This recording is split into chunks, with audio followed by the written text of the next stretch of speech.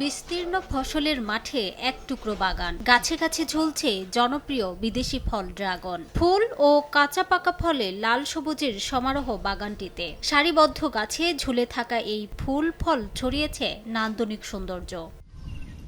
বর্তমান সময়ে দেশে বেশ জনপ্রিয় হয়ে উঠেছে ড্রাগন চাষ। এই ফলের বাণিজ্যিক চাষে সফলতা পেয়েছেন অনেক উদ্যোক্তা, তেমনই একজন মফিজুর রহমান মাফি।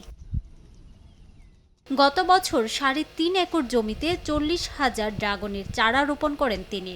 বছরে ১০ লাখ টাকা ড্রাগন বিক্রি হয় বাগানটি থেকে। গত বছর শুরু করার পরে প্রথমবার হিসেবে আমরা ফলন কিছু বিক্রি করছিলাম, তাতে আমি লাখ ১০ টাকা বিক্রি করছিলাম। এবছর আমার গাছ পূর্ণাঙ্গ গাছ হয়েছে, এবছর আমি শুরু করছি এবং আশা করি এবছর ফলন ভালো হইতেছে এবং দাম একটু কম, তারপরে আমি ৩০ থেকে ৪০ লাখ টাকা ড্রাগন বিক্রি করতে পারবো আশা করি।